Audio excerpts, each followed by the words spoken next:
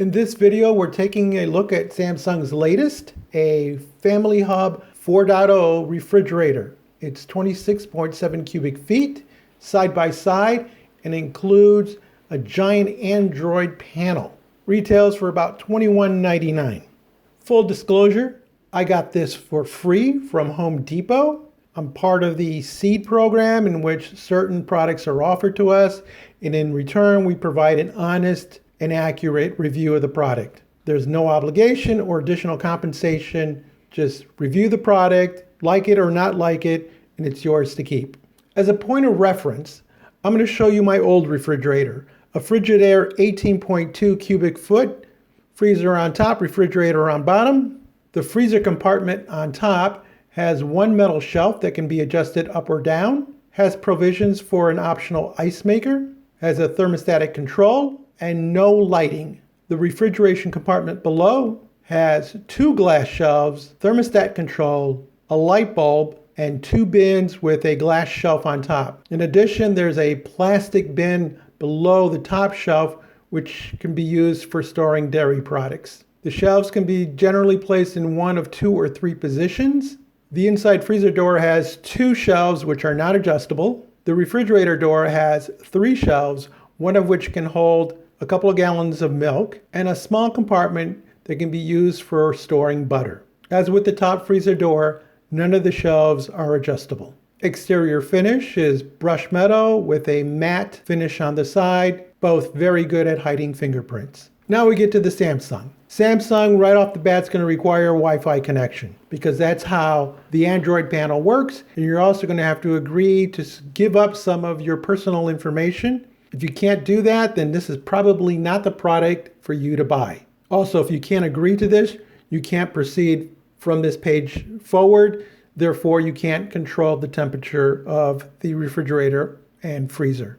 Once you sign away your personal information, you can create individual profiles for all members of your family, allowing you to make use of the many included Android apps. This unit has an Energy Star rated cost of $83 a year, which is about twice as much as my old refrigerator.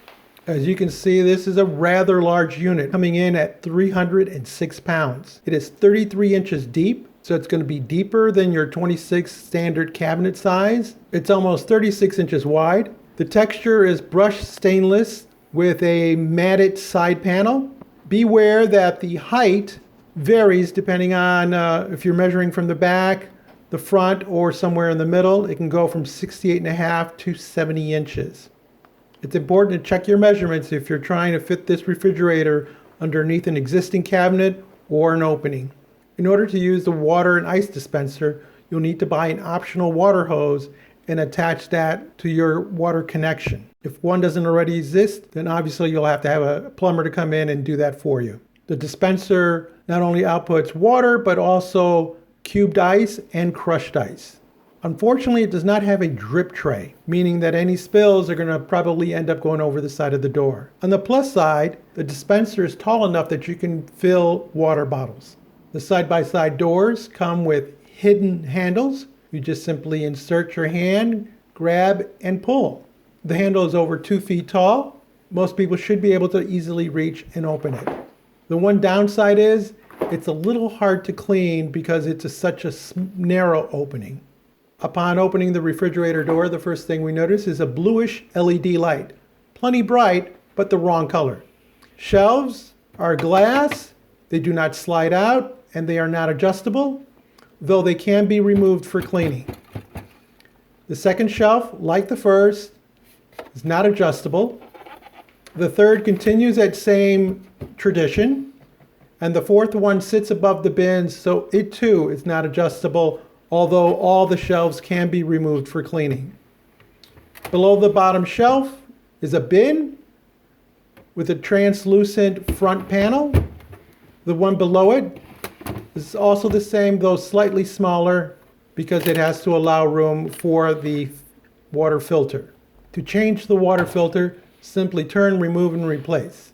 Here, let me show you.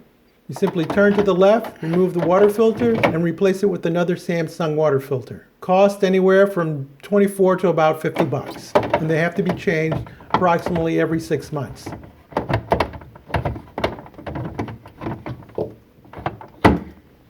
On the door side of the refrigerator, we have plastic transparent bins so you can see everything that's inside.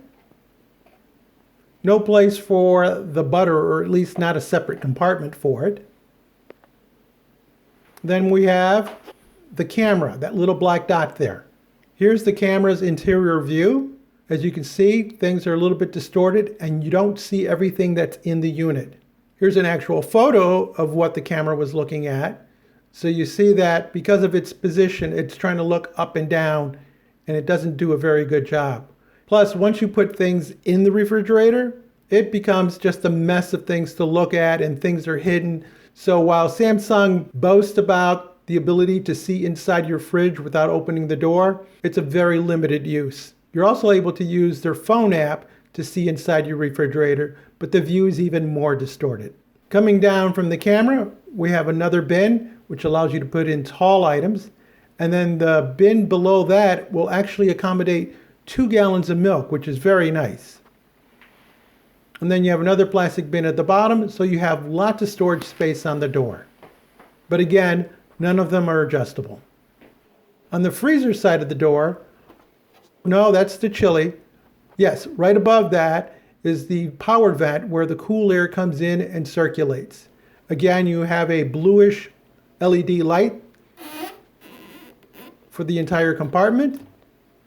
The glass shelf is adjustable in this case. You have 2 positions that you can choose from. The next shelf, again glass, does not slide out but can be removed for cleaning, as with the shelf below that. And then finally, you get to your bottom glass shelf, which covers the bin. The bin is translucent, and there are 2 bins in the freezer compartment, which will hold plenty of stuff. Going over to the bottom of the freezer door, it's strange. There's a platform, but no shelf. I think it's kind of wasted space there. We have some translucent shelves on the door, and then we have the ice water dispenser. You could actually remove that and get some storage space there, but why spend so much money just to do that? Some of the issues I have with this so far are none adjustable shelves, except for one in the freezer compartment. None of the door bins are adjustable. The shelves don't slide out. The bluish LED light, which I think is a big oversight on their part. No compartment for putting in your butter. No drain tray for the water ice dispenser. The hidden handles, while nice, are a little bit hard to clean, especially in this coronavirus time that we're in. And of course, because it doesn't have a handle, there's no place to hang your towel. But maybe that's a good thing. Now that we've finished exploring the inside of the unit, what's left is this giant Android screen. It measures 21.5 inches diagonally, 12 inches wide across, 25 inches tall, which includes the speakers. And did I mention they're stereo speakers? The sound quality is surprisingly good, although at just only 3 feet above the ground, they're a little bit low, but I'm sure your toddlers and kids will enjoy that experience. Going to the screen, one of the first options we have is the Bixby voice command. Having worked in television, I don't like open mics, so I'm not going to turn it on. Next is the Taskmaster, which shows you all the open apps and allows you to close them all out or individually close them out. Next item over will be the home screen, which takes you to your calendar setting. And this can be repositioned anywhere on the screen by just touching and dragging. If you've worked in Android or an iPad, you can work this screen. You can swipe and show different pages. You can add different pages. As you can see, we can get status on the refrigerator, whether the door is open or any alarms. And below that, we see 2 rows of apps that are available for us. In order to get to the full list, we need to touch the Apps button. That'll take us to 30 installed apps. You can't delete them. You can't go to the Android App Store and get new ones. You're kind of basically stuck with the apps they give you. By pressing on an app, you can decide whether you want to add a shortcut to the home screen or add its widget. Below the app list are some available apps that are not installed that you can install, and these you can actually deinstall, though the choices will still remain here as available apps. But again, the ones that are baked in, they're just there. You can't change them at all. For example, I don't need the Home Advisor, but all I can do is just clear its personal data, and I can't uninstall it. A left-facing arrow allows us to go back to the previous panel. And your last icon is your notifications panel, which is at the very top and allows you to turn Wi-Fi on and off, turn the mic on and off, go to Smart View, and go to your settings. And also lets you control the brightness of the screen and speaker level. And below that, you would see any Android notifications. In this case, it tells us that the refrigerator door was left open at 10:11 a.m. Hitting settings takes us to the Android settings. And there's security settings, storage, languages, help. If you click on help, you can actually get access to the online manual. And unlike a PDF, this is actually a internet connection. So you have to have internet Wi-Fi in order to get this information. Unfortunately, there is no paper manual telling you how to use the Android applications. Here we're looking at the Fridge Manager widget, and it shows you the current settings for freezer and refrigerator temperatures. Gives you the outside temperature, whether the ice maker is on or off, whether you need to change the water filter. You can also change the temperatures for the freezer and refrigerator. And you can lock it. This might come in handy if you have small kids, because the lock mechanism is at about adult height. Pressing the lock button gives you a choice of whether you actually want to disable that function. And now when we try to change the temperature, it tells us that it's locked out and how to undo it. If we go to fridge settings, we can turn off the ice maker, lock the dispenser, set it so that we get a door alarm if it's left open, decide how we want to see our temperature, Fahrenheit or Celsius, and reset the water filter setting for changing. Now you notice that the little back arrow is in the way of the next setting. We can just move that out, and we see the system can perform a self-check. There's demand response, which allows you to hook up to the electric company so they can throttle down your refrigerator when there's a lot of energy being used. Cooling off allows you to supercool the refrigerator very quickly. Normally this would be in the deactivate mode. To add images, you can do it one of two ways. You can use their family hub, which takes a long time and is very slow. Or if you open the refrigerator door, lift a little panel up on top, you'll see that there's a place where you can add a USB and then have your photos on that and then load them into the system. There's also a red button on the right-hand side, and that allows you to reset the Android. So if the Android hangs up, just flip that switch and it'll reboot the system. Why they decided to put the USB connector in the door, at the top, way out of the way, behind a little lid is beyond me. Would have been nice if it was right in the front panel. Once your USB is in, you'll see an indicator for it. And now if you go to Gallery, which I have a shortcut for on the home page, or I can go over to Apps, find it, select it. That'll show me the pictures that are in the refrigerator and those that are on the USB. I can create albums, I can copy, I can look at my pictures, and they're sorted by date.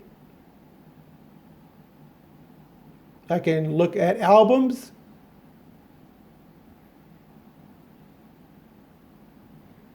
And if I have shared pictures with anyone, the other profiles on the refrigerator, those will show up here.